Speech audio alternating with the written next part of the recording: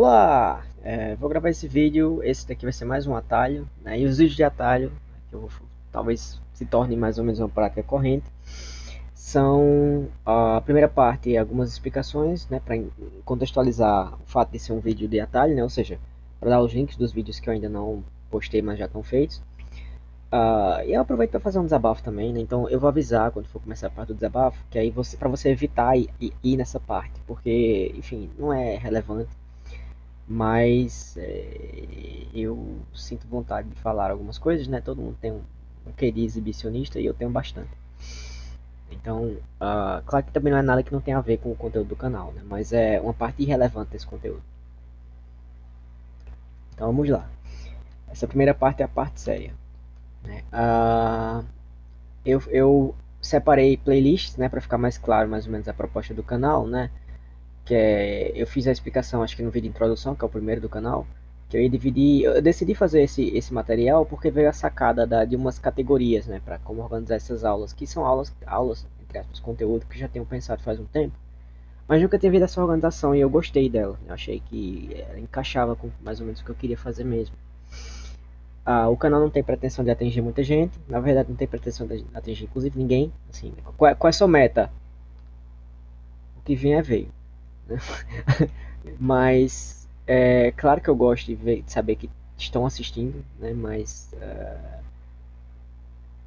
eu não tenho energia suficiente para fazer uma coisa melhor do que o que eu estou fazendo, questão de qualidade de organização, etc.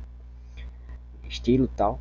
Então também não posso exigir, né, que as pessoas vão ter paciência com uma coisa que não está bem feita, nesse sentido estético, que é importante. Então, vamos lá. Eu dividi, né, em algumas categorias. Se eu não me engano, tá faltando a categoria extra e tá faltando uma que chama aulas formais, alguma coisa assim. Que ainda não teve nenhuma dessas categorias, por isso que eu não fiz a playlist, né? Então tem essa da formação básica de cultura, que foi a da aula da aula não, do vídeo dessa semana, né? Que é da Introdução Geral às Artes, que é propriamente o conteúdo inicial, que é do Percepção de Padrões. Vídeos dialéticos, né, que são questões que rondam, ou termos que rondam a roda do Lavete, que eu tento dar uma organizada no conteúdo em uma forma, não para delimitar, tipo, não, o conteúdo é só isto aqui, né? Para delimitar uma forma a partir da qual vocês podem estudar, aprofundar com o conteúdo que vocês peguem do pessoal, né? Aí complementos isso aqui não está nas categorias, né? Isso aqui é só para deixar um espaço onde colocar esses vídeos que são extras, não fazem parte do conteúdo principal. Eu vou ver se eu mudo a ordem, né, para botar isso aqui abaixo desse, para ficar menos confuso. A investigação dos materiais são recursos, né, sobre, vamos dizer, aqui vai ser sobretudo questões de o que você pode investigar no seu ambiente e como investigar no seu ambiente, incluindo internet, espaço pessoal, etc. Enfim, vamos lá para o conteúdo. Aí lembrando, falta a categoria extra e a categoria de acho que chama aulas formais, né, que ainda não tem nenhum vídeo postado nisso aí. Aí eu vou aproveitar e vou dar uma explicada nos demais, né? Qual é a minha intenção nos vídeos que eu fiz, né, para dar uma pincelada e ficar mais claro mais ou menos a proposta do canal. De novo, eu ainda não vou postar não. Pelo menos até agora não decidi não postar, mas se for o caso, acho que pelo tempo já que faz eu vou fazer outro, né? Então vamos lá, reexplicando, né? Esse daqui, breve introdução sobre cultura local, tem a intenção de dar uma ideia geral, né, da relação entre as culturas locais e abrir para vocês a ideia de que, opa, existe uma cultura na sua cidade que você pode começar a investigar. Essa aqui foi realmente só para começar mesmo as coisas e começar com o pé esquerdo ao invés do pé direito, porque eu sei que não é um assunto interessante, mas eu achei que vale a pena começar por aí. Eu estou pegando primeiro os que já está feito, né? Já está postado. Gugel da literatura, né, foi a próxima ideia, né, que veio para fazer. É uma tentativa de pegar a ideia de literatura, né, a partir de um vídeo do Rodrigo Gugel, e expandir, né, o que é que ela é, mais ou menos, como que se organiza, como que a gente pode tirar proveito, etc. Deixa eu ver, do que foi postado, tem também já a Turma do Fundão, né, o Aprendendo Latim, não está nessa sequência, mas é o que eu vou lembrar. Não, esse não está não, desculpa. Tá este, né, aula 1, aula 2, a aula 10, não está nessa sequência, né, deixa eu ver se eu lembro, deixa eu ver se eu pegar aqui a sequência. Ops. Público. Pronto, vamos aqui. Melquisedeque da formação do imaginário, né? Esse aqui do complemento é uma dica, é basicamente música, né? Eu coloco músicas para tocar para vocês perceberem mais ou menos a mesma intenção que teve aqui no estudo de culturas locais, né? Vocês perceberem semelhanças e diferenças, né? Entre essas músicas e tomando a música como modo de sentir a partir do qual você pode se abrir para a cultura como um todo, né? Existe uma unidade, uma cultura que você pode absorver de qualquer uma das suas formas de expressão, inclusive o pensamento abstrato. Ah, aí a gente vai, né? Primeira essa, depois a do Gurgel, depois a do Melquisedeque, que é a formação do imaginário. Então esse complemento é um complemento à formação do imaginário, tá? Então, primeiro esse, depois a formação. Que eu tomo como uma expansão da ideia de literatura, né? Literatura é uma das modalidades de formação da ideia do imaginário. As figurinhas que você vai ter na cabeça não são só figurinhas literárias, é basicamente toda a sua experiência, né? Toda a experiência é sensível e na medida em que é sensível ela forma imagens na nossa cabeça, forma essa aglutinação de impressões sensíveis, né? Mas que na memória. Aí eu tento, né, fazer uma organização desse tema, né? Não estou dizendo que eu vou conseguir, mas eu tento, pelo menos por cima, dar uma proposta de forma. Vocês podem discutir, vocês podem debater, vocês veem que eu tenho uns dislikezinhos, né? Não recebi comentários, tudo bem, mas a questão é, né, uma vez colocada a ideia de imaginário, né, eu tento organizar mais ou menos, para incluir também conhecimentos de humanas e exatas e sair meio que dessa. Eu falo que existe a expectativa na Roda Lavette, né, que é formação de imaginários falando especificamente de um tipo de imaginação, que é em relação às situações humanas. Aí eu mostro que isso é uma variedade na qual a literatura trabalha, por exemplo, mas que existem outras e que vale, portanto, para qualquer outro tipo de assunto que te interesse saber, inclusive assuntos profissionais. Eu sinto que eu não respondi, não coloquei muito bem, porque eu já tinha respondido uma questão dessa no fórum, e eu acho que a resposta que eu dei no fórum ficou melhor do que o vídeo. Mas eu não consegui encontrar para poder tomar como base para montar o conteúdo do vídeo, então, enfim, foi o que deu para fazer. Se houvesse dúvidas, eu poderia ir desenvolvendo melhor, porque eu desenvolvo melhor por escrito do que falando, né? Mas não aconteceu, então a gente fica com isso aqui mesmo. Introdução geral às artes, portanto, é esse prolongamento, né? Aqui a gente vai literatura, depois a gente generaliza a literatura, depois a gente vai propriamente na entrada nas artes. Né? Não são vídeos que precise ver um, depois o outro, depois o outro. Você pode ver na sequência que você quiser, do jeito que você quiser, porque cada um tem uma forma própria. Mas eu coloquei com intenção, né? Com uma intenção específica, que é fazer esse processo de abstração, né? Entre a literatura, ou melhor, de generalização, né? Literatura, formação imaginário, artes. E dentro de artes, cultura. Então, cultura, arte, cultura, arte, imaginação, literatura. Né? Imaginário e literatura, quer dizer. Então essas são as que foram postadas. Agora eu vou falar um pouquinho das outras. E no final, como eu falei, eu vou dar um momento de opa, pausa, preste atenção. Aqui vai ser conteúdo chato. Eu vou falar um pouco algumas coisas que vieram acontecendo nos últimos dias, inclusive. Então vamos lá. Essa aqui já foi, essa aqui já foi. Falcon da linguagem é basicamente pegar a noção que o Falcon colocou sobre os tipos de. Caramba. Não é os tipos de alfabetização, é os tipos de letramento. O letramento, né, ele divide o letramento, ou seja, a capacidade de você ter posse da sua língua em 4 a 5 categorias, né, que é o passivo bruto incompleto, passivo bruto completo, passivo incipiente, passivo alguma coisa que eu não me lembro, não. Eu nunca lembro o nome dessa outra categoria, e por fim passivo curto. Então são 5. 5. E eu pego isso e eu encaixo, né, com um tema que vai ser mais trabalhado aqui na aula 1, né, no que seria a aula 11, né, que é base material e base formal, para mostrar o seguinte: não, o Falcon ele pega essa estrutura a partir de um estudo histórico, beleza, isso é ótimo, maravilhoso. Mas essa estrutura, na verdade, ela cabe em mais coisas. Eu vou mostrar como que essa estrutura ela serve para descrever qualquer tipo de habilidade, na qual a linguagem é uma só. Faltou acrescentar um elemento que eu acho importante, mas que realmente não veio de jeito nenhum na hora, que é o seguinte: se você faz o curso do Falcon, você aprende a pegar um objeto e esmiuçá-lo nos detalhes. Isso é uma das habilidades abstratas. Eu nunca falei sobre habilidade abstrata aqui, com esses termos, mas eu considero o seguinte: se você desenvolve uma habilidade concreta, essa habilidade concreta, ela revela algumas habilidades abstratas que vão sendo desenvolvidas.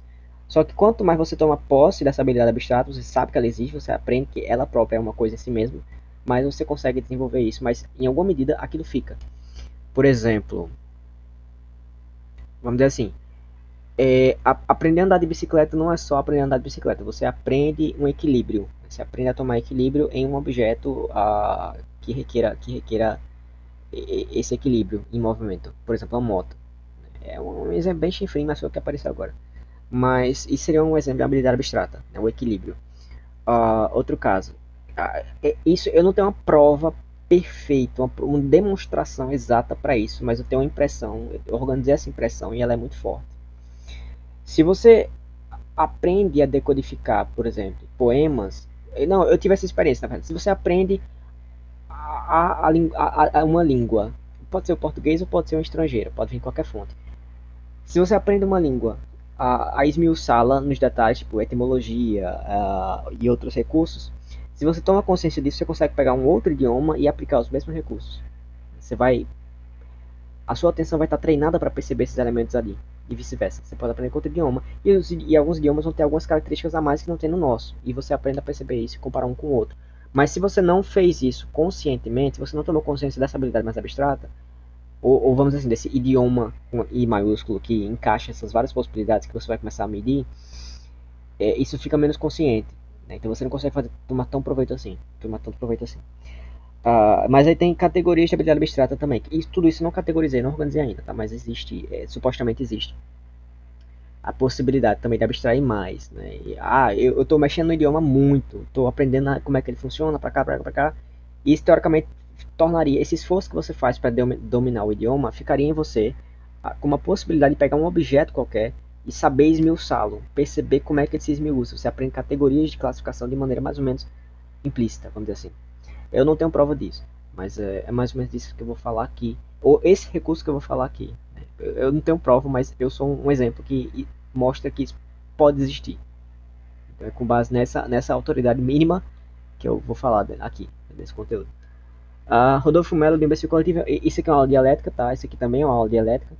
Né? A circunstância do Rodrigo, do Rodolfo, né? do Jornal Cidadania Popular, falar sobre o Imbecil Coletivo Contemporâneo é uma crítica que eu faço a ele. E nenhum das aulas dialéticas é uma crítica, exceto esta, até agora. Essa é realmente uma crítica, porque eu acho que ele está fazendo uma presepada. E eu vou explicar aqui porquê. Mas em resumo, ele passou longe do fenômeno contemporâneo. A explicação que ele faz para mim não é nem um pouco suficiente. E, na verdade, revela que ele não entende o que é cultura, não entende o que é autocultura, não entende o que é ciência. Ele faz uma confusão gigantesca. Isso não é legal. Essa aula 5, o que fazer com o livro, ela é basicamente fazer as propostas, mostrar as propostas de Morte Merada, do que fazer com o livro, né? Leitura inspecional, leitura elementar, inspecional, analítica e sintópica. Eu vou expandir mais ou menos isso aí e vou colocar alguns elementos a mais sobre, por exemplo, o que é um índice. Eu acho que vai ter um complemento para essa aula, né? Como se fosse um que fazer com o livro 2.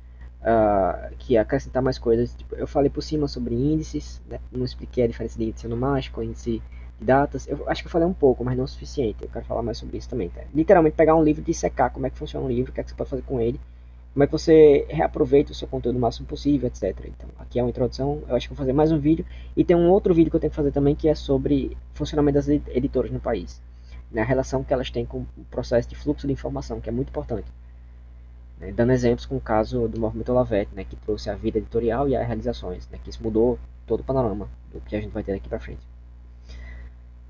E mostrar que isso também não é só um caso brasileiro. Tá? Eu quero expandir isso. Então, mas são outros vídeos que ainda não estão feitos. Introdução à geometria é um conteúdo que eu achei que deveria ser feito, porque ele é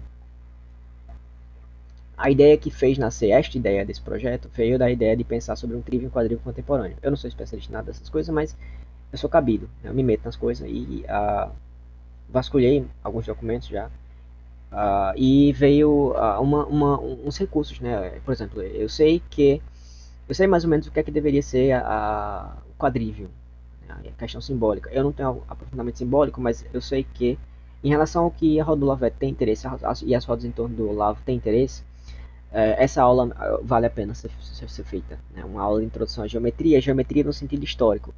Né? Eu não estou lembrado de cabeça se eu falo sobre física especificamente também, para mostrar o que era a física antiga e o que é a física hoje. Eu acho que não é esse vídeo, mas é um conteúdo interessante de falar, mas não está no meu cronograma. ou no meu programa. Mas eu vou mostrar, por exemplo, né, como que a geometria, por que a matemática e a geometria são consideradas as ciências perfeitas que deram origem às outras ciências. E são sempre tomados de volta, de volta, de volta, de volta como modelo. Sempre a pessoa esquece, volta para lá e recomeça de novo, um novo processo de achar o abstrato.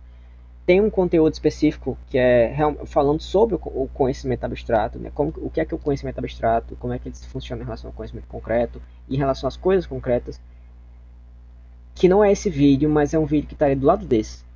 E esse conteúdo eu também não sei se vou falar, porque ele é muito mais arriscado de ser falado, né? Eu não tenho, eu posso falar para mim, mas falar para outra pessoa é um pouco arriscado, porque eu não sei se eu estou no nível de falar sobre isso. Mas aqui dá para falar o suficiente. Eu vou falar que eu vou ler um pouco do Euclides, né, que é os elementos de Euclides, é o livro base do que a gente chama de geometria. Falar sobre historicamente como é que ele era recebido e mostrar como que ele influenciou, por exemplo, a São Tomás de Aquino, a Spinoza e Mário Ferreira dos Santos. E como é que você deve saber um pouco de geometria para poder ler Mário Ferreira dos Santos a série. Né? Coração para mim é a aula mais importante. Né? Eu considero coração tudo.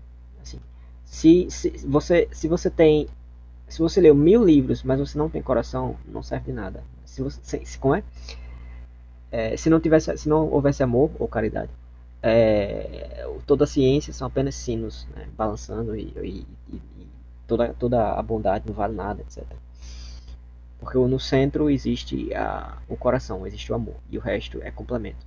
Se você coloca o complemento como centro, você perdeu aquilo que dá significado e valor às coisas, que é o coração. Então o coração vai ser essa análise sobre essa questão, com alguns exemplos também. E para mim é mais importante, só que eu admito a vocês que eu gravei num estado de lombra desgraçado, não lombra de droga, lombra de sono. Eu acho que foi depois de gravar essa, eu acho. Eu não me lembro. Eu gravei essa, tava tarde da noite já, tava me acabando, era um fim de semana. Aí eu olhei e disse, eu vou gravar coração agora. Vou gravar agora, amigo, agora. Eu ainda tava um pouco sóbrio, quando no começo da gravação, mas eu já tava meio assim, já tava meio, sabe? I wanna love you. Agora, quando chegou na metade, eu não tava mais nem consciente. Eu já tava assim, eu dormi, só que eu ainda estou falando.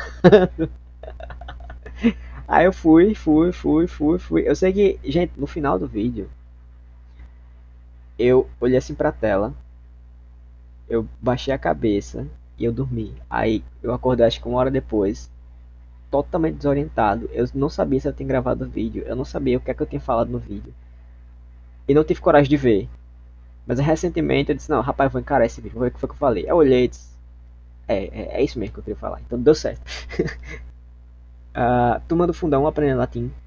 É o caso, né, de quando foi sugerido, né, no seminário de filosofia a tentativa de colocar latim, né, para que ele pudesse se prolongar, né, ter alguma coisa para o pessoal, um motivo para eles continuarem lá. Aí o tema central aqui, na verdade, é você saber o porquê e para que das coisas, né? Senão você não consegue achar o método, nem consegue de fato dominar o conteúdo que você quer dominar. Esse aqui já falei. Esse aqui já falei. Base material e base formal é basicamente a diferença entre quando você fala de, sei lá, o que é raiva, né? Você pode descrever como que materialmente aquilo acontece, ou seja, quando, sei lá, no corpo começa a ser liberado certos hormônios XYZ, que acontece tal coisa, e isso fica pulsando no sangue, isso gera uma proteína tal, que faz tal, e daí você fica com raiva. Isso gera raiva. Essa é a base material. A base formal a raiva é o que acontece quando alguém faz uma ação que, vamos dizer, vai contra suas expectativas e isso e gera uma, além de ir contra as expectativas, faz você ter uma vontade de reagir contra aquela pessoa porque foi uma coisa que você não esperava e que você não queria que acontecesse, uma coisa que foi contra a sua vontade num grau cada vez mais elevado. De acordo com a sua vontade, de acordo com a situação, você vai ter um grau maior ou menor de raiva.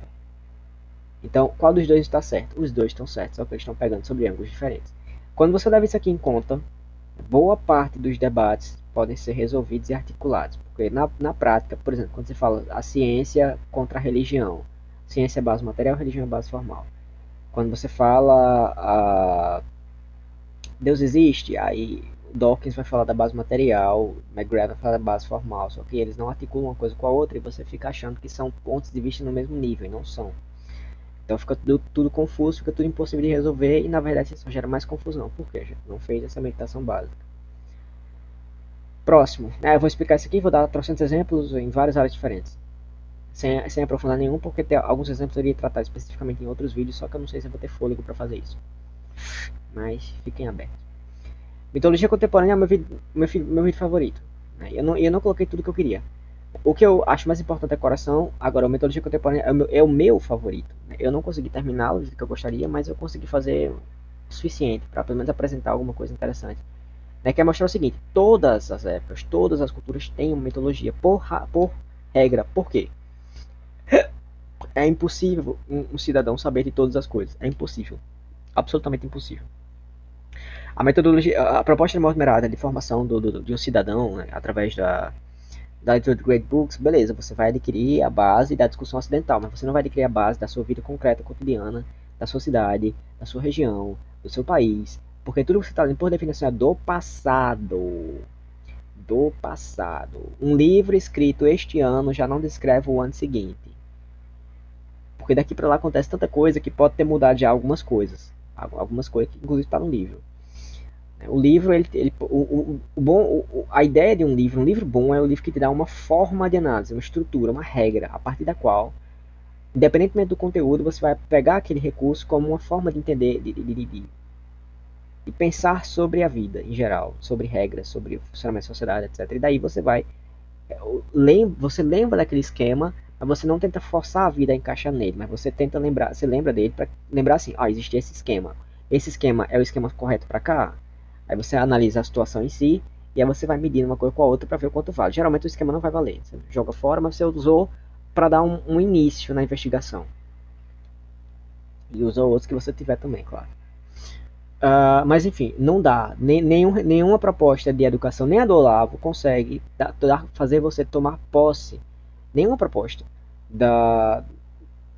do conhecimento total que é necessário, que existe na sociedade, que é necessário na sociedade. Porque, por definição, é impossível. É demais, é muita coisa. Só que mitologia, o que eu tô chamando de mitologia, é quando, além de ser impossível, você nem sabe que existe isso. Por exemplo, a gente fala de história, a gente fala de ciência, a gente fala das artes, a gente fala de tudo isso é fetiche verbal. Ninguém, se eu falo de o exemplo que eu uso é uma cartela de ovos, cartela não, mas uma bandeja de ovos no supermercado.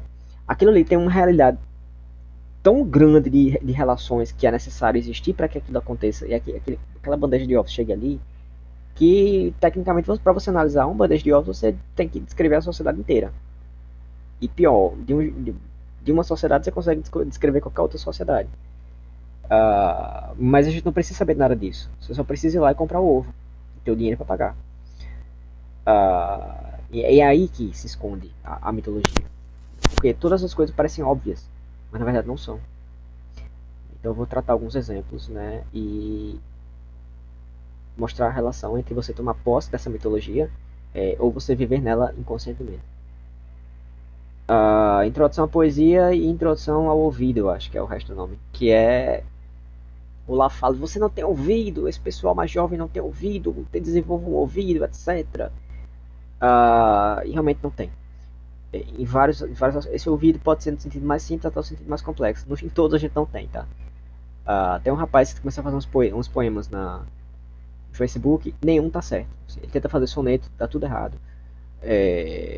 Até que escreve mais ou menos bem, mas a métrica tá errada, totalmente errada. Não é errado tipo, eu acho que ele contou errado. É errado tipo, deu errado, não chegou nem perto. O soneto é 10 sílabas poéticas, ele botou 8, botou 7, botou 6, não percebeu. Mas não só isso, né? O ouvido, da maneira como eu estou tratando o ouvido aqui, vai virar basicamente uma introdução à poesia. Só que é um conteúdo extra, não faz parte do conteúdo oficial, tá? Inclusive, eu tenho que fazer o upload disso aqui também, nem pensei nisso. Eu gravei essas aqui que eu não tinha postado ainda. Aí eu tive que dividir em duas aulas, porque é muito conteúdo. E isso é a introdução, eu faço a introdução à poesia mesmo. Várias formas, né? Do soneto, as variantes do soneto, soneto entre os idiomas, né? Soneto de Shakespeare, soneto de Pushkin, soneto Não me lembro mais quais outros. Mas enfim, eu mostro o que é contar sílaba, ou como é que você pode tentar memorizar a forma do som de um poema, cordel, haiku, que é o haikai que a gente chama. Vários. O máximo que eu posso colocar para vocês. A terça rima de Dante, etc.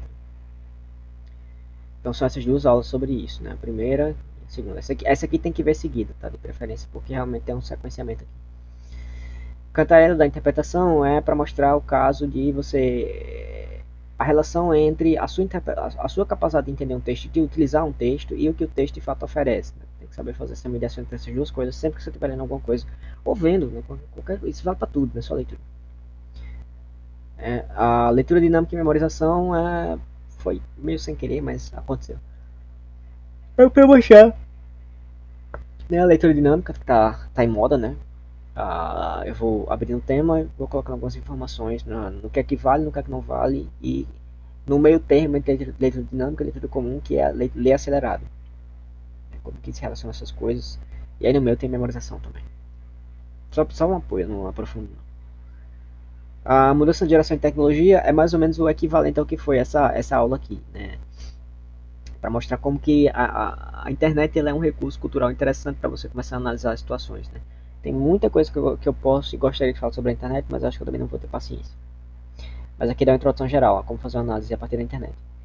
E este vídeo por sua vez gerou esse, né, que é técnicas deste canal. Eu tava vendo uns memes aleatórios no Facebook e aí apareceu um que me veio na hora a ideia, tipo, isso aqui dá pra fazer um vídeo pra falar sobre isto. Aí eu peguei um meme, né, de exemplo, e eu fui dissecando as possibilidades de como é que você utiliza um meme, né, como é que você utiliza, que não vale só para meme, obviamente, mas vale para o discurso em geral de uma sociedade, a estrutura de discurso que circula na sociedade. Aí eu vou mostrar como você aprende a categorizar as coisas, organizar a informação, tomar para você, etc. E os graus de extração de conteúdo que é possível fazer a partir de informação. Nota inútil, já iniciando a próxima parte do vídeo. Eu gravei essas 3 aulas com uma puta dor de cabeça. Puta dor de cabeça. Eu nunca tive uma dor de cabeça tão grande, tão constante. Me deram nome pra mim de enxaqueca. Eu disse, enxaqueca é isso? Enxaqueca é isso. Então eu nunca tive. E pior, e mais, é bosta. É uma bosta. Porque, ei, foi 3 dias, assim, eu morrendo. A minha cabeça, não é que ela tava doendo, ela não parava ela tava tipo, inteira, a cabeça inteira, entendeu? E daí, enfim. Aí, quando chegou neste aqui, foi nesse? Foi neste. Esse aqui eu gravei com dor de cabeça desgraçada. Esse aqui dor de cabeça. Aí quando chegou na metade, eu fiquei com vontade de vomitar. Informações inúteis. O bicho veio, aí eu engoli e voltei a falar, né? Aí eu tranquilizei, bebi uma água, etc. E continuei falando. Quando tava no final, ainda tinha mais coisa pra falar. Mas aí voltou. Aí eu disse, eu não vou aguentar. Então, gente, era isso mesmo, que tem mais coisa no assunto, etc. Mas vamos parar por aqui e tal, porque já foi muita coisa, vocês estão cansados e tal. Aprendi com professores isso, tá? Aí eu fechei o vídeo quanto antes, né? Aí eu tentei, eu não gosto de vomitar, né? Então eu tentei tranquilizar o estômago, porque pra ver, né? Porque eu queria passar mal, né? Se eu vomitasse, eu acho que eu ia ficar vomitando ainda por um bom tempo, várias vezes, e ia ter que tomar soro. Não quero tomar soro essa porra, não. Aí consegui segurar e passou. No dia seguinte já tá bom. Então, mas esse aqui, não, esse aqui eu tava melhor já, tá? Então eu só tava com dor de cabeça, mas tava mais leve também, foi mais tranquilo. Só tava meio acabado aqui, tava tipo. Mas tava bem. Beleza, agora vamos pra parte, né, que não interessa pra vocês, mas eu vou ter que fazer porque eu sou bosta, né? Que é a hora da bad, né? Puta que pariu. Vamos lá. Deixa eu pegar uma aguinha aqui. Eu sou muito desanimado, gente, mas esses dias foi de fuder, foi de fuder. Pensei, de lascar. Toda vez que eu digo, não, vou largar a rodar, velho, tá bom, chega.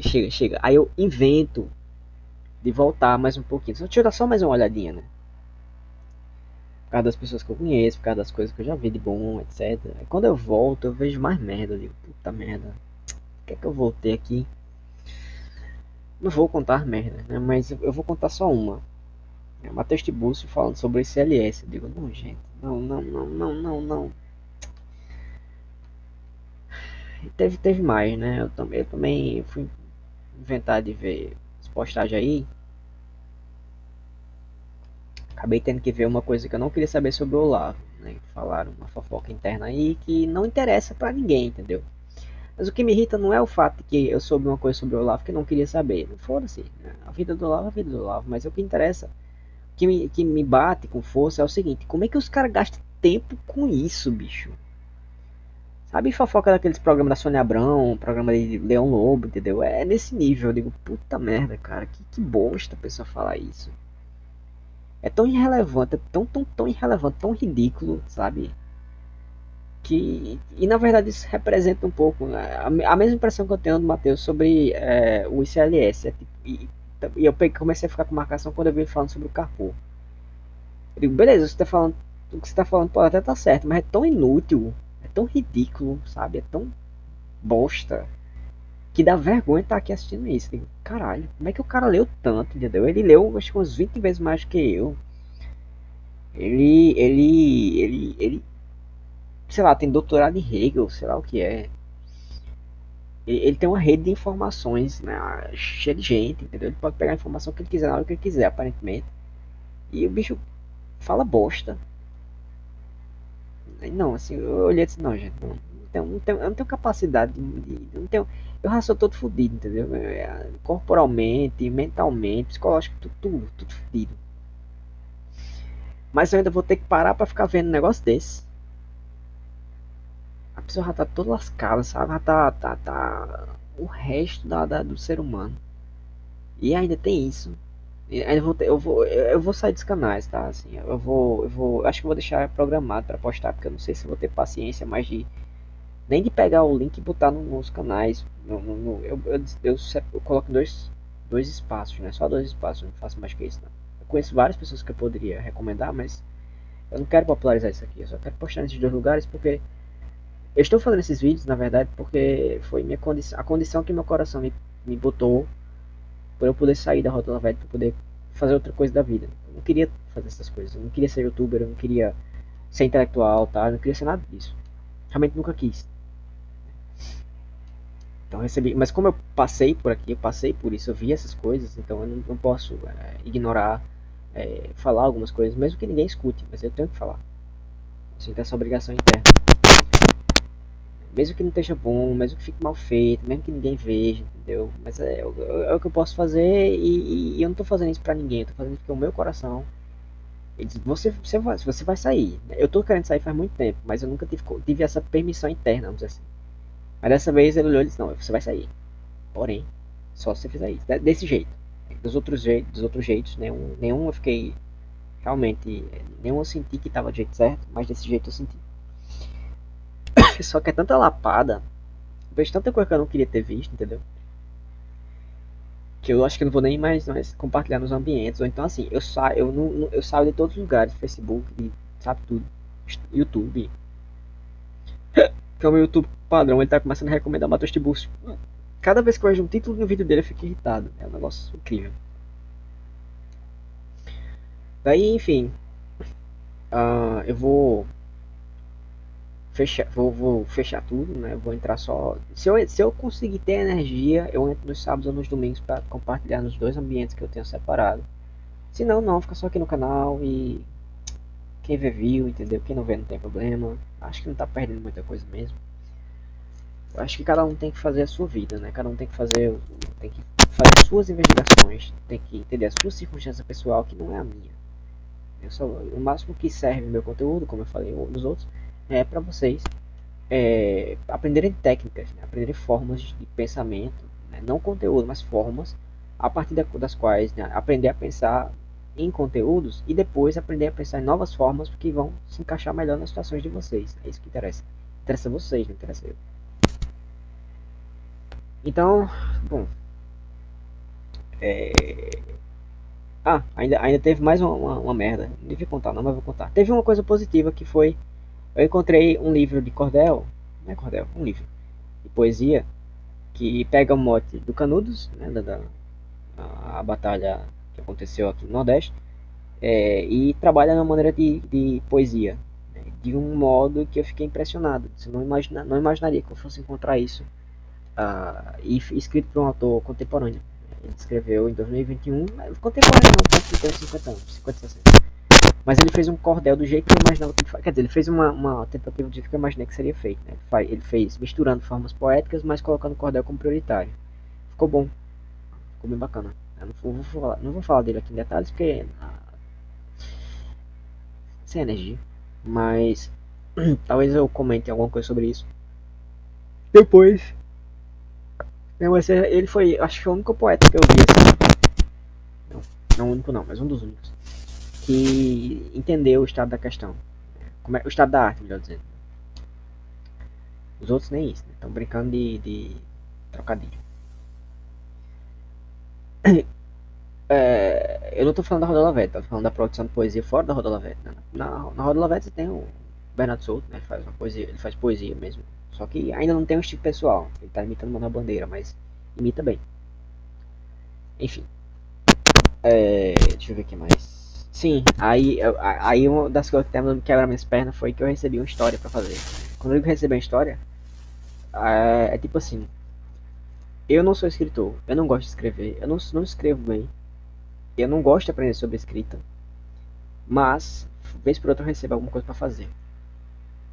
Eu já recebi até música pra fazer. Tu acha que eu sei tu compor alguma coisa? Você acha que eu sei tocar um instrumento do jeito certo? Minimamente um pouquinho de violão.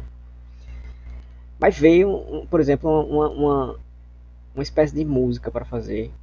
Como? Eu sei lá, mas a ideia era eu vi assim, não sei escrever, não sei compor música, mas vou coletar informações sobre o que seria, o que veio na minha cabeça para compor. Né? Comecei a pesquisar. Mas esse é secundário, esse ficou guardado. Mas veio de uma narrativa que eu tô puto, porque é uma narrativa que o personagem é um programador trans. Quem quiser sair do canal já pode, tá? Eu tô chamando esse de Poética Brasilis, né? Brasilis de Mussum mesmo. Poética Brasilis. Vou botar aqui. Poética Brasilis é basicamente o seguinte: é tipo, eu tava andando hoje e de repente tava tocando, tá, uma roda de pessoas tava tocando num rádiozinho uma música católica meio. Tem alguma coisa sobre santa, não lembro mais qual era. Eu reconhecia, mas eu esqueci qual era. Mas ela falando, eu quero ser santo, só que tocando em salsa no pagode. A música foi transformada num pagode. Aí eu imaginei, né? Os caras ali, eu quero ser santo, não sei o quê. Com a cervejinha na mão e rebolando assim, né? E sambando ali. Vai dar certo. Isso é poética brasileira. Fiquei, minha gente, olha. Na verdade, minhas dores de cabeça começaram depois disso, né? Veio um dia a história. Aí eu disse, eu não acredito que eu tô recebendo essa história. Eu não acredito, bicho, eu não acredito. Isso é brincadeira, isso é mentira. Eu não quero fazer, eu não quero. Pensa um assunto que me interessa, que não me interessa. Eu não quero fazer isso.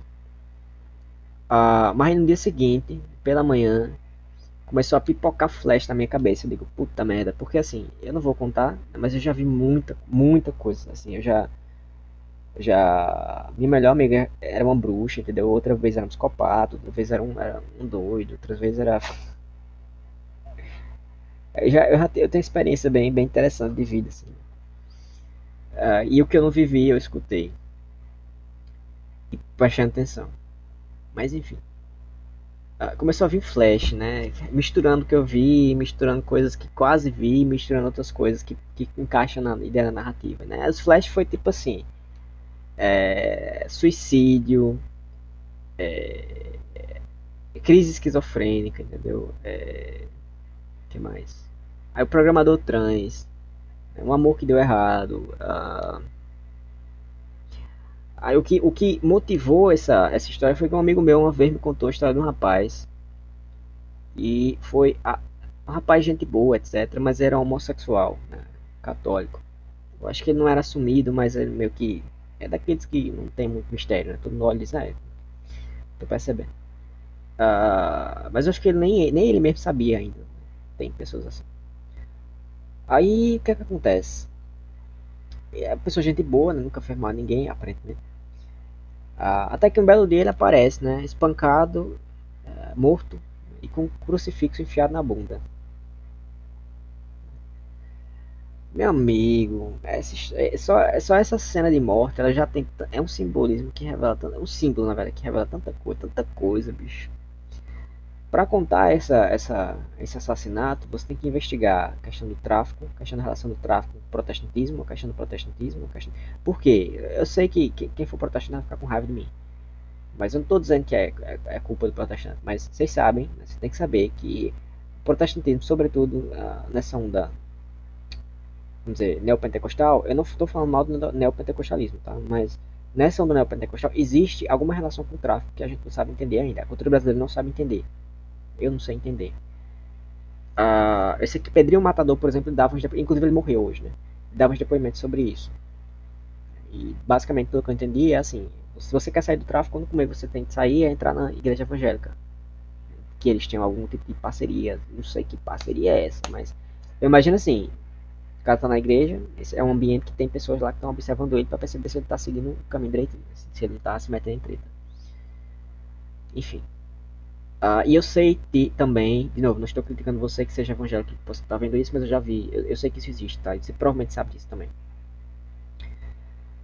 Eu conheci uma pessoa que em um mês frequentando um ambiente evangélico, né, que não era nem por causa disso, é porque era viciado em álcool e queria largar, menos de um mês ele já estava falando mal de imagens, né, com muita força. Né? Então o protestantismo, sobretudo o brasileiro, né, o europeu, pelo que eu ouvi dizer, não é assim, mas o brasileiro é assim, o americano é assim, ele tem uma recusa muito grande, ele tem uma iconoclastia muito forte. Então, quando você vê um cara assassinado, e além de ser assassinado com a cruz enfiada na bunda, não dá para não desconfiar de que ou o assassino ou o autor dessa segunda parte seja protestante. Porque um ateu, ele pode enfiar a cruz na vagina, mas vivo, e na dele, né? Ele não vai enfiar na dos outros. Essa circunstância de fazer isso com outra pessoa, né, com um símbolo sagrado, é porque você não respeita o símbolo e você não respeita aquele tipo de pessoa. E essas duas coisas combinadas, elas fazem apontar para uma tendência evangélica que está apresentando.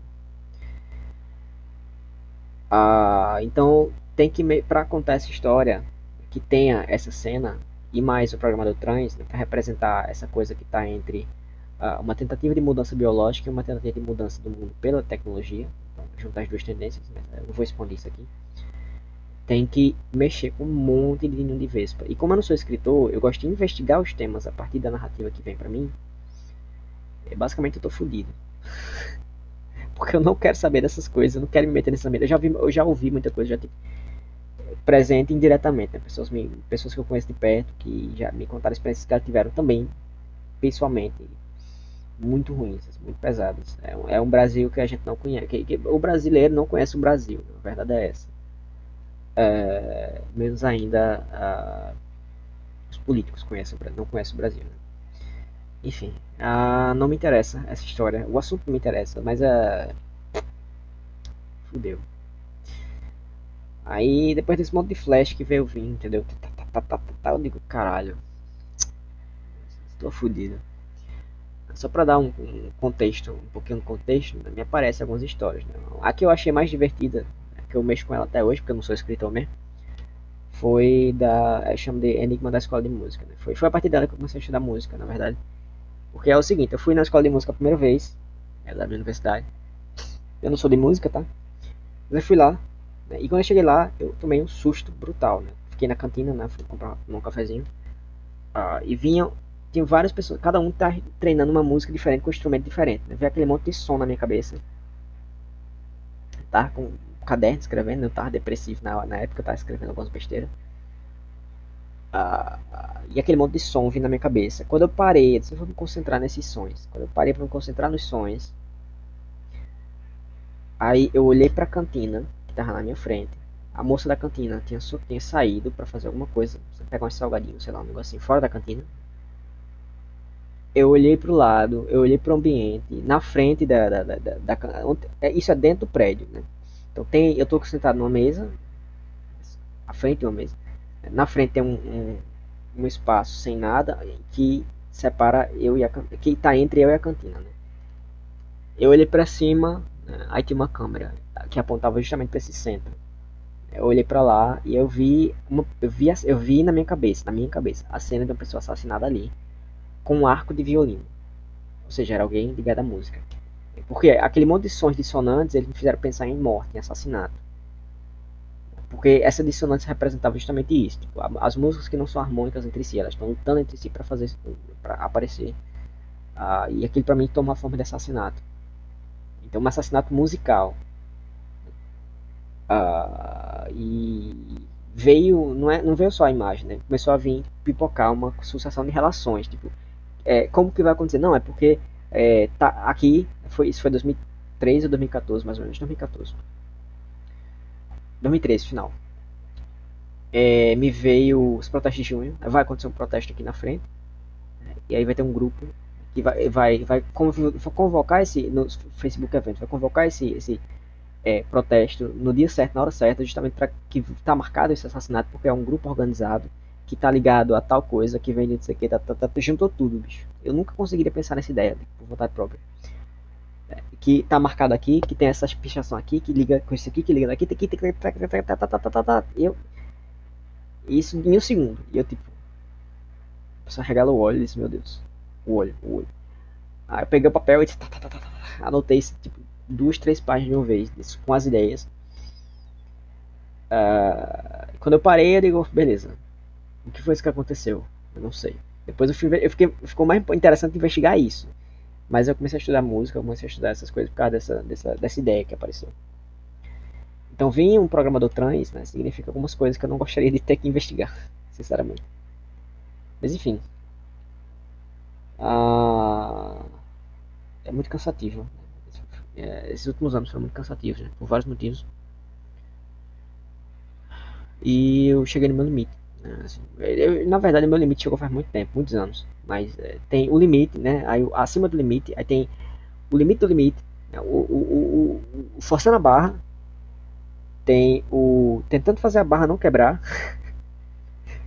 e tem a barra quebrou. Chegou na barra quebrou, né? Eu não consigo mais, realmente não dá mais, porque além de ser muito doloroso pra mim, o que eu vejo, porque eu não tô vendo só a situação, tô vendo os ecos daquilo. Então, além de ser doloroso, né, e revelar algumas coisas que eu não queria saber, começou a ficar repetitivo também. Porque como meu tema foi cultura, então eu cataloguei coisas, né?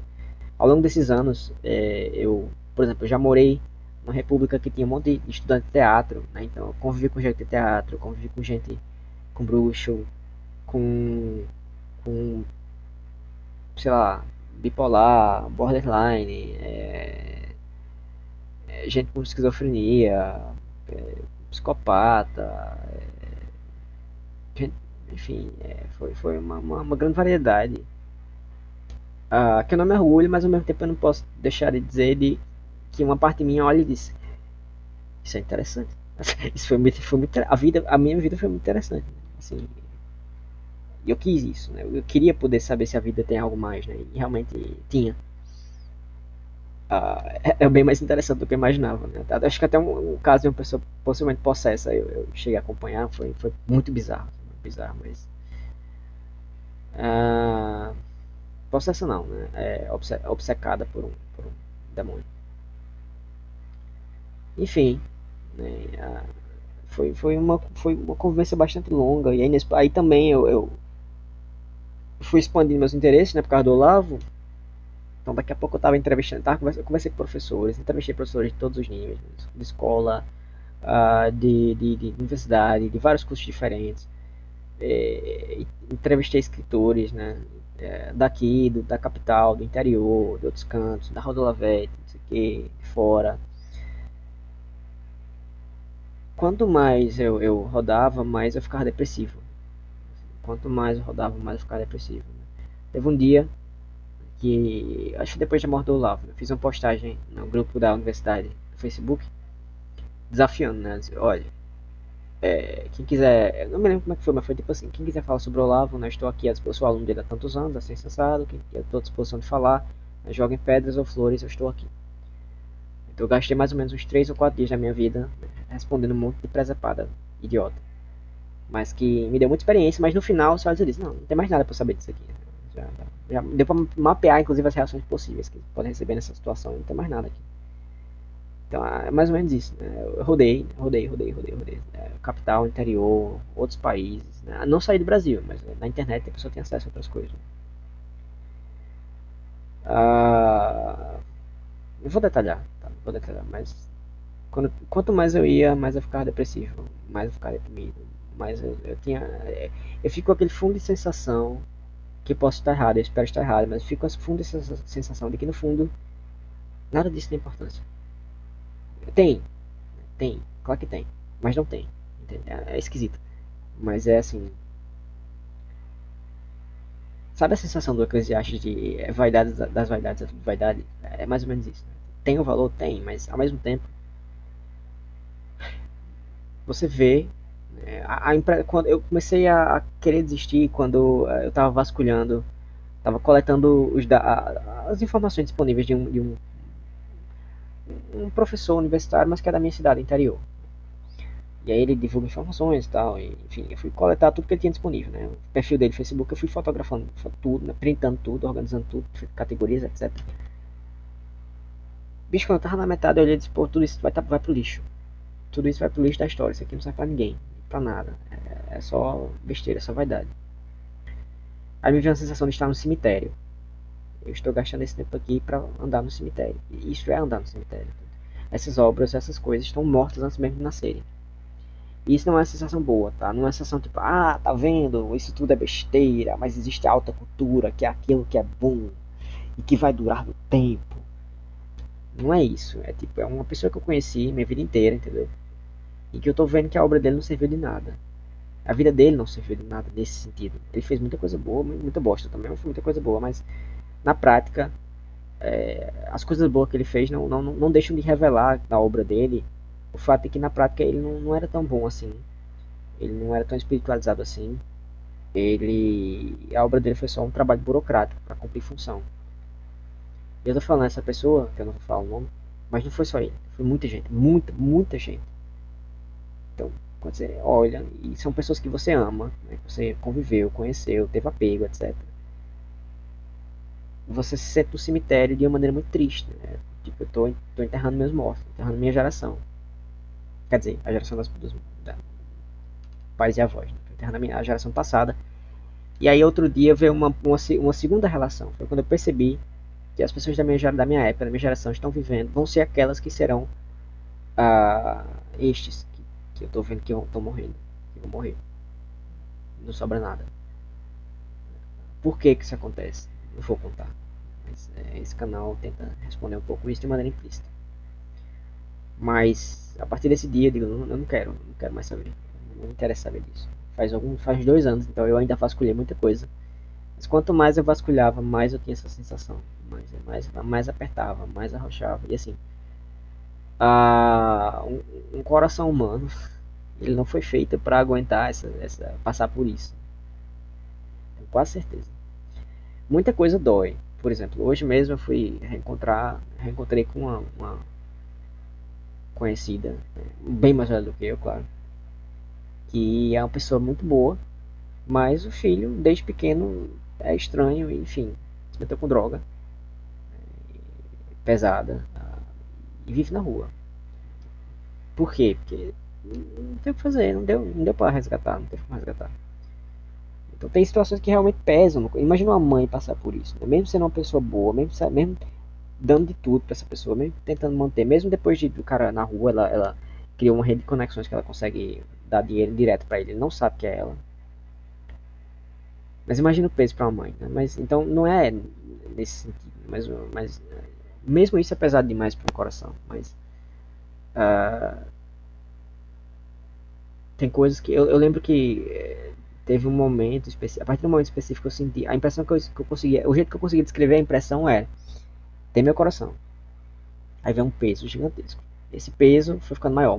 Eventualmente ele esmigalhou meu coração em mil pedaços, né? 1.000, 2.000, 100.000, etc. Bilhões. E eu tô aqui, eu tô tipo, deixa eu juntar de volta, mas eu não consigo. Porque é muito pesado. Assim, é por isso que eu não espalho esse conteúdo. Porque o final de quem está acompanhando isso aqui é ter uma visão disso. E não é uma visão boa. Assim, é boa, mas é triste. Porque você não vai ficar tipo, ah, mas, ah, tá vendo? Alta cultura, etc. Isso tudo era besteira, mas tem alta cultura. Você vai ficar assim, caramba, podia ter acontecido muita coisa boa, podia ter, sabe? O mundo podia ser melhor, a vida podia ser melhor, tudo podia dar mais certo, mas não vai. E as pessoas que eu conheci, né, que eu amei, etc., não vão. Talvez sejam salvos, se Deus quiser, mas assim, a obra deles não vai ser. Não. Enfim, depois você vê isso por muito tempo, muitas vezes, não tem como deixar de ficar meio desanimado. É, não sei. Mas é isso. Acho que tinha mais alguma coisa pra falar, mas eu falei demais já também. Ah, não sei. Enfim, eu vou deixar aqui nos comentários de novo. Nos comentários não, na descrição do vídeo. O resto, né, os outros, todos os links, na verdade, eu vou subir com o vídeo anterior, né, que aí quem assistir esse não vai ter acesso a outra parte das confissões que eu fiz, né, aqui nesses vídeos. E eu espero depois fazer outro para ocultar esse. Então fica mais difícil você conseguir pegar a história completa do que eu estou contando nesses momentos assim. Mas é isso. Espero que os vídeos sirvam para vocês, né, de algum modo. Deixe esse aviso, né, de que eu tenho medo do final. Né, pode acontecer com vocês, né, porque não é uma situação positiva, não é uma situação boa. Não é feliz, tá? Ah, então eu nunca quis, eu não gosto de aparecer em público, eu não quero aparecer em público porque as coisas que eu descobri não fazem bem. Então pra que eu vou oferecer isso pra alguém? Né? Pior ainda, pra que eu vou cobrar? Então eu boto de graça e eu só divulgo um pouquinho porque assim, ter alguma audiência, né, é o que dá o ânimo de você gravar mais coisas, sou sincero. Mas eu também sei que boa parte do pessoal que dessa visualização que teve é tipo a pessoa abriu e fechou quase que instantaneamente. Né? Então eu sei que não está fazendo mal a vocês. Mas é isso. Até os próximos vídeos. Né? Eu sinceramente não sei se eu vou ter energia para gravar o resto. Eu tô muito cansado, assim, muito, muito cansado. Mas eu vou tentar, ver se eu consigo. E a gente se vê nos próximos vídeos. Né? Então, se der certo. Né? Não, eu vou fazer só mais um comentário, tá? Eu vou pegar uma água. Então, só mais esse comentário que eu lembrei. E já que já tá numa parte avançada do vídeo, é menos provável que alguém assista essa parte. Né? Ah, como é que eu falo? Ah, eu realmente não gosto de falar nesse tom, mas eu queria falar pelo menos uma vez. Porque eu tive algumas conversas esses dias que também né, terminaram de me dar uma lapada. Porque é o seguinte, a nossa formação básica, ela foi. Não é que ela foi ruim, é que ela não foi. Ela não preparou a gente para muita coisa. E o pessoal não consegue medir muito isso. Que é o seguinte, que é o quê? Que é assim. Nas épocas passadas, tem alta cultura, beleza. Mas a maioria da população era analfabeta. Isso não só no Brasil, isso é geral, tá? E aí o que é que acontece? Se é analfabeto, obviamente não vai ter acesso a nada. Então ninguém pesa esse fator, ninguém pesa o fator de que música clássica, por exemplo, era uma coisa muito rara. Você não tinha como escutar em casa no CD. Né? Você tinha que ir no espetáculo quando tivesse, se tivesse, qual atividade que tivesse. Né? Então a internet, né, ou quer dizer, primeiro, o processo de escolarização que aconteceu mais ou menos desde a década de 50 para cá, né, tornou possível que a gente recebesse uma educação básica geral, e no caso, na nossa época, generalista, né, que tenta abranger o máximo de conteúdo de outras áreas, né, fazer uma formação, a ideia de formação integral, mas né, no nosso modo, no modo infantil, etc. Que não é mais o novo ensino médio já é outra coisa, mas a gente pegou esse momento de transição. Eu particularmente gostei muito de ter passado por essa educação desse jeito, não gostaria de ser uma coisa muito especialista. Ah, mas isso não tem nada a ver com o universo da cultura, tá? Nada. A gente não recebeu nada. E eu lembro, né, as pessoas, por que o Matheus Tibus tem um vídeo, né? Mas por que o KOF deu errado? Quer dizer, o KOF deu errado, né? Vamos analisar criticamente, etc. A maior parte da população que assiste o KOF é burguês, que não é beautiful people. Eu já fico assim, meu Deus. Porque assim, tem várias circunstâncias que são colocadas, né? Por exemplo, beleza, pode ser que sim, mas também não é só isso. Mas vamos lá. Por exemplo, por que, é que tem tanto Instagram em torno do Olavo? Por que, é que tem um curso de formação do Borborema, um curso de formação do Falcon, outro curso de formação do Falcon, formação do Imaginário, né? Os náufragos. E mais tanta gente faz formações, né? É pelo seguinte, o Olavo, ele veio de outra época, ele veio de outro tipo de educação. E ele sabia, né, mais ou menos que a nossa época não era tão boa, mas ele não preveu o quanto tinha de deficiência. Ele não preveu, por exemplo, ele sabia, mas ele não organizou essa parte dessa transição dos dois mundos, né? O mundo em que cultura clássica e cultura popular fazem sentido para o mundo em que não fazem mais, que a gente nasceu e se criou. Ele denunciou isso de maneira menos explícita e ordenada, mas ele denunciou isso, a obra dele denuncia isso. E se não fosse ele, a gente não teria acesso a nada dessas coisas mais.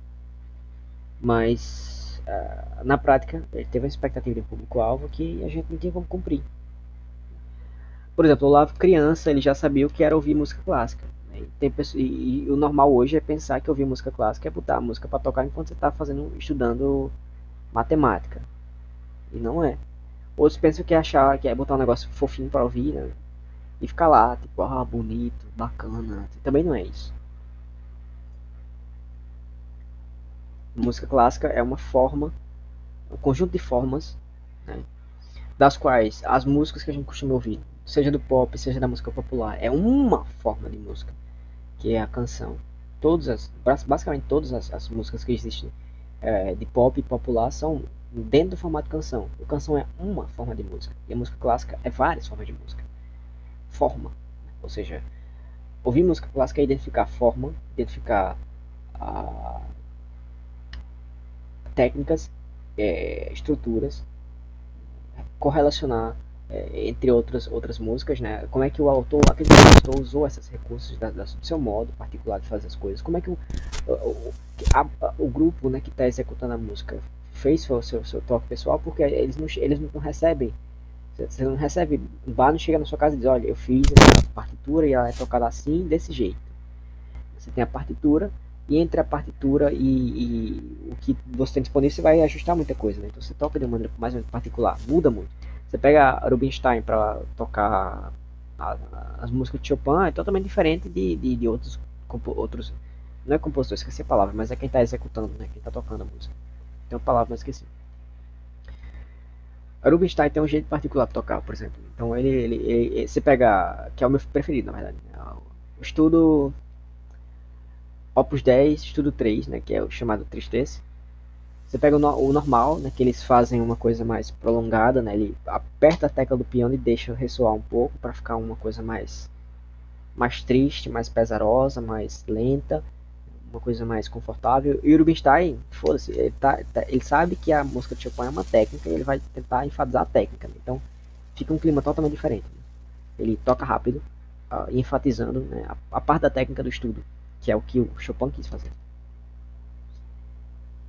Então você não sabe nada dessas coisas, mas você vai opinar sobre música clássica. Pior, você vai opinar sobre assuntos mais complexos do que poética. Isso é o básico. A poética é o básico, dando os quatro discursos do Olavo. E assim, dá pra fazer, mas você não sabe o que é que você tá perdendo no meio do caminho, né? Por exemplo, geralmente a gente entra dentro de uma tradição sem perceber que a gente entrou na tradição, porque você não tem recursos para fazer um contraste. Esses recursos são adquiridos em primeiro lugar pelo treino poético, nas formas. Daí você começa a perceber que existem outras tradições que você estava dentro de uma. Aí você pode começar a medir uma coisa pela outra e perceber né, qual delas você quer pertencer conscientemente. Aí depois de fazer a comparação, inclusive. Perceber que aqui existe mais além daquilo que você conhecia. Enfim, as pinturas não são feitas para você olhar e dizer, ai que bonito. para você saber analisar a pintura, entender o jogo de cores que foi feito, entender a, o movimento a qual aquilo está vinculado, a maneira particular do artista ter feito esse movimento, enfim, várias coisas. Né? Toda obra de arte ela é feita para você fazer isso. Então a gente não sabe de nada disso, isso não teve na nossa formação. Aí você pergunta, isso é culpa de quem? Não sei se é culpa de alguém, entendeu?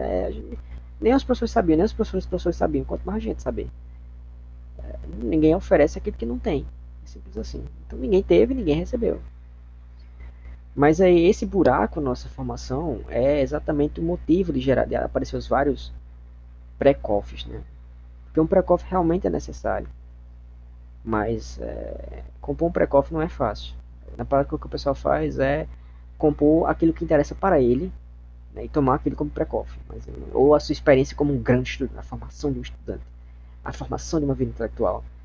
Sendo que o cara nem sabe que existe esse buraco, nem parou para tomar consciência por que ele está querendo fazer isso, né? Que é pelo fato de existir esse buraco.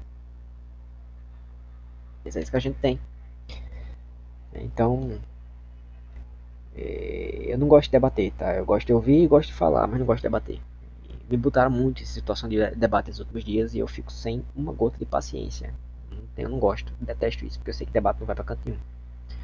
Debate é duas pessoas desconfiando uma da outra. Eu não gosto disso, eu gosto de uma conversa. Conversa é quando eu quero saber o que você tem a me oferecer e eu vou te oferecer alguma coisa em troca. Mas, enfim, cansei mais ainda depois de ter que ter passado por esses debates. Porque não vai para lugar nenhum e quando você. E a pessoa, na verdade, não está percebendo algumas coisas. Né? Quando chega no debate é porque ela não percebeu algumas coisas. Um dos dois lados ou os dois. E nesse caso, tem esse problema. Né? Esse problema, né, de que todos nós estamos afetados de que a gente não tem a formação básica. A gente não passou pela formação artística, a gente não passou pela a compreensão da relação da arte com a formação de argumentos. A gente não percebeu a contradição que existe entre os argumentos que são oferecidos na nossa cultura. Mas a gente dá opinião sobre um monte de coisa, mesmo assim. E vive a vida, e a vida continua mesmo sem isso, né? Mas você não sabe o quanto sumiu, por você não saber dessas coisas. Só que uma coisa que eu também percebo é que ninguém sente falta de nada. Tudo bem, eu não é que eu sentia falta, eu não sentia falta, mas eu comecei essa jornada, por exemplo, mas pensando assim, pô, por que o pessoal não está entendendo o Olavo? O que é que tá, será que eu não estou entendendo também? Será que eu também não estou? Tem um buraco que eu não estou entendendo? E de fato tem. Recentemente eu encontrei um artigo do Olavo que eu digo, porra, isso aqui mudou 90, sei lá, 40% do que eu entendi do Olavo. Então isso é normal, mas e eu sou acostumado com isso, mas todo mundo fala do Olavo como se tivesse entendido já. E às vezes eu via e olhava e dizia, não, peraí, tá uma coisa tá esquisita aqui. Será que sou eu ou será que é a pessoa? Eu fui investigando e aí eventualmente eu fui expandindo os estudos e foi gerando um estudo sobre a poética, né? Para ver que a gente entendeu o básico. Mas, e esse é o buraco, esse é o pré-cof. Só que isso me deixa mais desanimado ainda. Foi o que eu fiquei pensando esse fim de semana. Porque não tem o que fazer. Eu realmente não tenho o que fazer. Eu não tenho força, nem vontade de educar ninguém. É minha função aqui fazer isso. Mas ao mesmo tempo eu comecei a perceber que toda conversa que eu tiver, a pessoa que está conversando, ela tem um buraco na formação. Provavelmente ela não sabe que ela tem esse buraco. E provavelmente ela não quer resolver. Eu já tive algumas conversas, né, sobre isso e eu fiquei bastante depressivo. Uma delas foi uma pessoa dizendo, olhando pra mim dizendo, não, você está tentando me manipular e você é um psicopata, etc. E eu fiquei olhando assim, sabe? Pensando, por que eu tô conversando isso aqui com esse cara? Não faz sentido, entendeu? Eu não tô ganhando nada, eu não vou ganhar nada com isso, tá? Só conversando, mas a pessoa recebe uma lapada dessa e diz, não, bicho, eu não tenho força pra isso não. Eu realmente não tenho. Eu tenho um limite, meu limite é muito curto. Minha paciência não, ela consegue se prolongar por alguns anos, mas meu limite tipo, de receber esses danos assim, não o dano de, é porque me feriu, não me feriu. O que me fere é assim, olhar pra pessoa e dizer, esse cara podia ser muito melhor, ele podia ter um monte mais de recursos, ele podia crescer, entendeu? Mas ele não quer. Eu não gosto de ver isso, né? Dá uma depressão, dá uma coisa ruim. Eu vejo muito, infelizmente. Mas eu vou fazer o que, né? Então, sinceramente, é por isso que eu quero sair, entendeu? Eu não quero ver mais. Não adianta ver mais. Cansei muito já. Enfim, é isso. A gente se vê nos próximos vídeos, eu acho. Mas eu realmente tô bem pra baixo, sabe? Mas eu vou tentar. Tchau, gente. Até a próxima. Boa semana.